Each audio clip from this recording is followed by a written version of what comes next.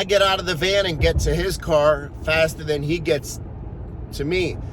So he's just climbing out of his truck. As soon as he steps foot out of his truck, I swing on him. Bang. As soon as I swing on him, I hit him, knock him out cold. He's in the middle of the highway, knocked out. So the first thing I did was I reach in his car and grab his keys and put his keys in my pocket. I was like, all right. So I was scared for him to use his truck as a weapon. And then after I grab his keys, I see the young girl on the passenger side. She's screaming hysterical. And I have to, when I go back out of it, like leaning in his car from taking his keys, I see him laid out on the floor. And just like that, everything clicked what I had just done. Everything clicked, super instant. Everything clicked. And it was at that point, like reality set in and was like, oh shit, you just potentially contributed to an aggravated assault. You just potentially committed an aggravated assault. If that man's head is busted from hitting the concrete, because as soon as I hit him, he was out. You know, as soon as I hit him, he was out. Before he hit the ground. So he fell without breaking his fall, without cushioning his fall. He just fell, bang. So I got scared. I said, oh my God, what did I do? What did I do? Now it starts kicking in. I've got numerous aggravated assaults on my jacket already. I can't afford another one. You know, at this time I was home from jail probably about 18 months, maybe 2 years, maybe. Stayed out of trouble the whole time. And then I have a situation like this that turns into potentially an aggravated assault. So instantly, like I said, I let my emotions, even though I was probably justified in doing what I did, as far as the law goes, because there was a threat, I used just enough force to stop the threat. And then when I was done, as soon as I was done, I just told Rachel, yo, call the cops. So now, because our cars are blocking the highway, there's cars backed up. So they see what's going on. And the shit probably looked like a movie. You know what I mean? There was cars there was people getting out of their cars, and they asked me that they had seen the whole thing. They was like, yo, I seen the whole thing. Do you want me to pull over and wait for the cops so I can explain to the cops what happened? I said, yes, please, you know, because I was scared now. So the guy ends up picking himself off the floor. It took him, you know, a little while. The girl turned out to be his daughter. She was like 18, 17. Turns out to be his daughter that was in the passenger seat with him. She hops out, gets him up off the floor. She's screaming at me, why'd you hit my dad? And then she's also screaming at her dad, like, you know, why did you crash into his car? So the guy gets up. He's a little like drunk from being knocked out. You know, he wasn't really with it. And he tried to leave. He tried to get in the car and leave. And I told him, I was like, yo, I got the keys. The cops are called. You know, they're coming. I said, don't go nowhere. So he starts arguing me, give him my keys, give him my keys. I was like, no, there's no way. For me, there was no way I was giving him his keys, because I said, he's going to end up fucking crashing into our car again, you know. So I don't give him his keys. The cops come. They ask me what happened. I tell the cops, I don't want to talk. You know, I say, I don't have nothing to say. I'm not saying nothing without my lawyer. So the other people that were waiting in there, they tell the cops, they asked the cops what happened. They asked the guy what happened. The guy said, I crashed into him. I got out of the car and he hit me. So they ask me, did you hit him? I say no. So they say, okay, we see his face is bruised. He's saying you hit him. The other people are saying you hit him.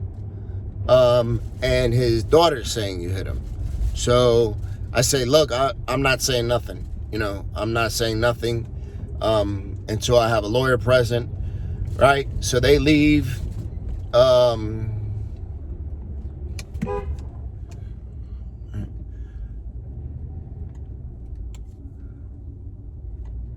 So they leave.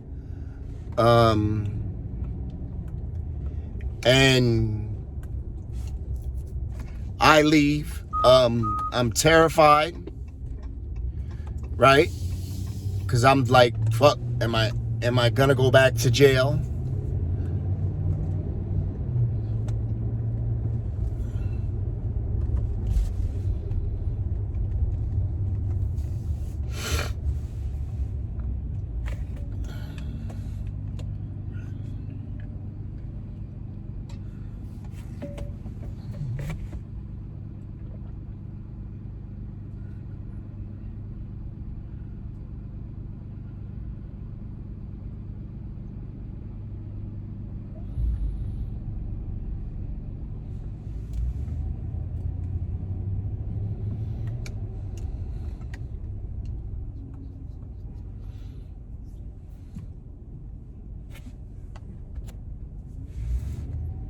Right, so I'm terrified because I think I'm going back to jail.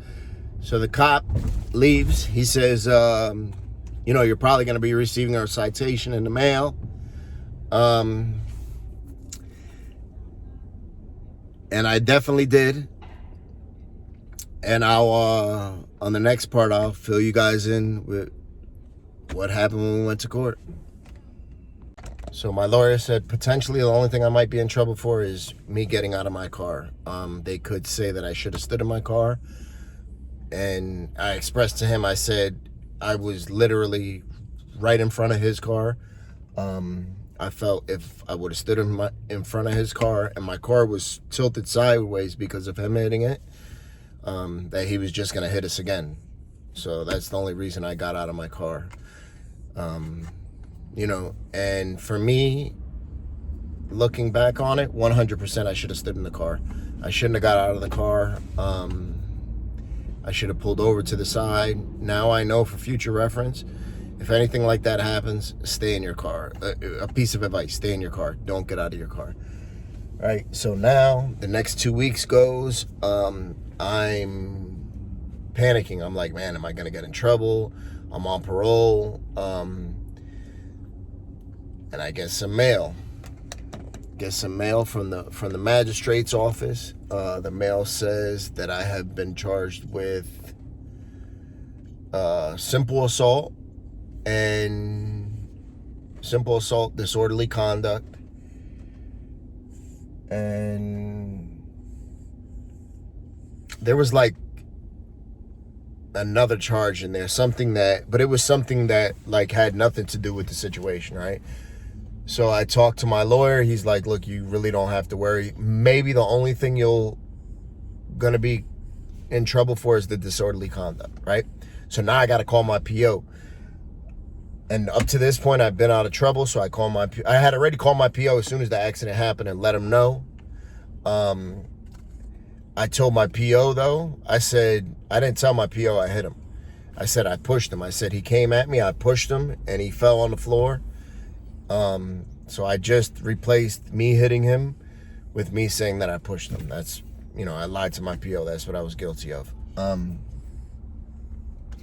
So we go to court.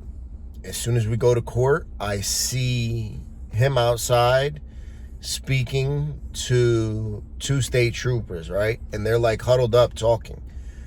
I got a bad feeling.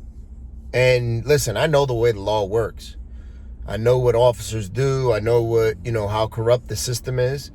So I said, they're probably out there telling him exactly what to say. So I went out there and I started recording. And I have some of that I'll put in this video. So basically, they were talking to him and he was telling him, look, I don't want to press charges. I don't want to be here. So right away, they thought that I was threatening him.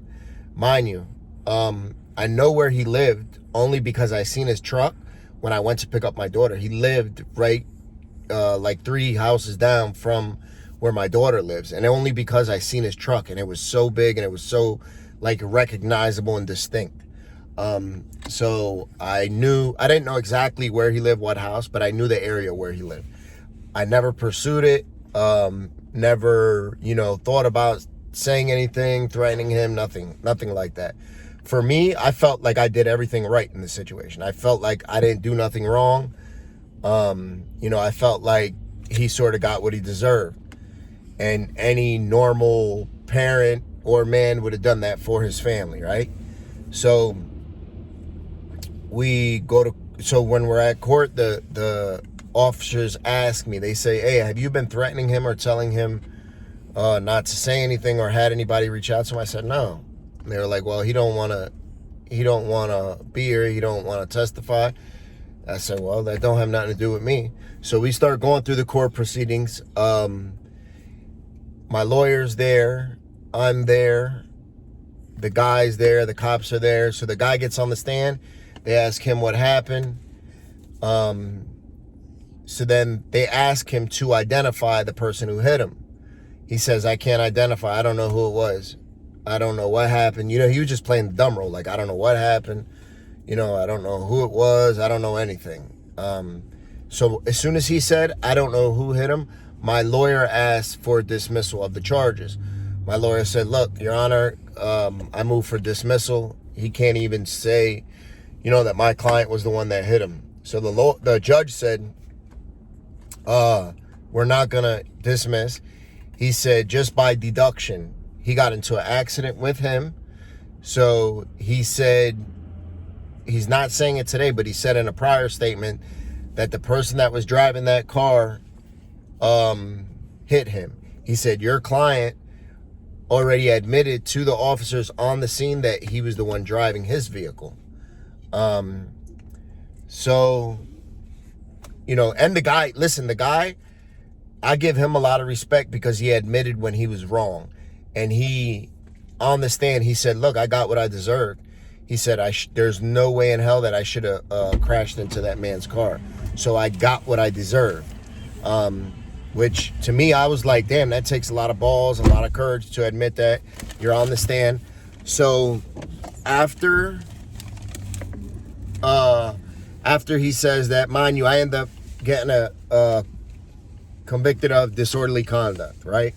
Which you could get a disorderly conduct for basically spitting on a sidewalk. You could get a disorderly conduct for anything. It's not a game.